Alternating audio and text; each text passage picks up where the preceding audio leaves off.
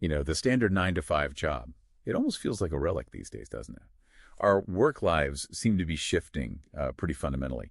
So today, on the deep dive, we're really getting into the rise of the gig economy. We'll be pulling insights from the source materials to understand this flexible, often tech-driven model that's reshaping how people earn a living. Everything from, rideshare drivers to freelance consultants. Yeah, and what's really striking, I think, isn't just the speed of growth, but the core characteristics of it. We're essentially talking about temporary, flexible kinds of jobs, often connected through online platforms, right? Matching service providers with customers directly. And the crucial part, workers are usually independent contractors, not traditional employees. That distinction, it's not just semantics. It's central to huge legal debates happening right now, really pushing the boundaries of existing labor law. For the individual worker, though, the promise is flexibility. You set your own hours, pick your projects. You're kind of your own boss.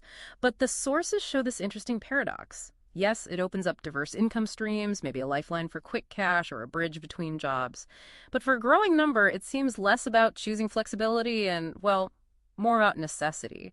It's subtly changing how we even think about a stable career path. Okay, so if that's the foundation, this big shift, what does that actually mean on the ground for the workers themselves and for the businesses using this model? For workers, it's definitely a mixed bag. You've got, on one side, people who genuinely value that freedom, maybe students fitting workaround classes, or parents needing to manage childcare, even retirees wanting supplemental income.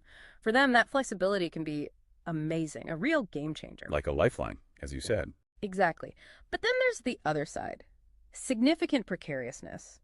Gig workers typically don't get traditional employee benefits. So no employer-sponsored health insurance, no paid vacation or sick days, no retirement plans funded by the company, no access to unemployment benefits if the work dries up. The sources really highlight how worker protections, things like minimum wage laws or overtime pay, often just don't apply because the laws weren't built for this kind of independent contractor setup.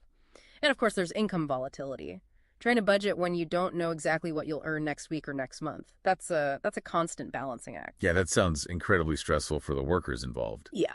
Clearly. But flipping that coin, what's the pull for businesses? Why are they leaning so heavily into this gig model?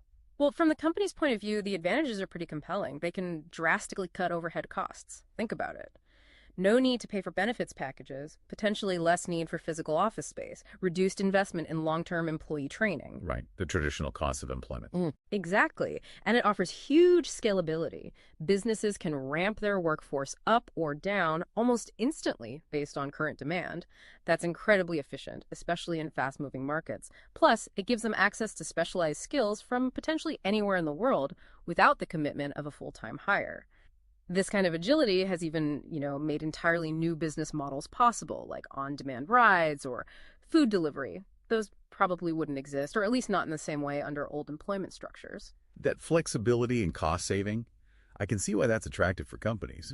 But are there downsides for them too? Hidden costs, maybe? Like, does managing quality get trickier, or is it harder to, build up institutional knowledge if your workforce is constantly shifting? That's a really important point. Yes, while it's efficient, businesses do face challenges. Things like maintaining consistent quality, building worker loyalty when it's just gig after gig, and potentially dealing with higher turnover. And there's the legal risk, too. Misclassifying workers can lead to massive fines and lawsuits. Compliance is a big one. But if we zoom out, connect this to the future of work, the gig economy is fundamentally altering the landscape. We're probably going to see more hybrid approaches, companies blending traditional employees with gig workers, individuals too, maybe building portfolio careers from different sources. Right, mixing and matching. Exactly, and this forces policymakers to react.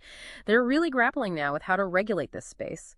How do you protect workers without killing the innovation and flexibility that the model offers? We're seeing ideas floated like new worker classifications or maybe portable benefits, things like health or retirement accounts that stick with the worker, not tied to one specific employer. And you're also seeing the rise of worker collectives. Not always formal unions in the old sense, but maybe groups using apps or forums to share information, negotiate better terms together. New forms of representation are emerging. And looking ahead, especially with AI and automation growing, the focus might shift even more from static job descriptions to like an individual specific skill set ready to be deployed on different projects. The gig model fits that quite well. It really makes you wonder, doesn't it? Yeah. Are we sort of trading the old safety net for individual agility? So thinking about all this, Yeah. what does it mean for your future work? How will you navigate this constantly evolving landscape?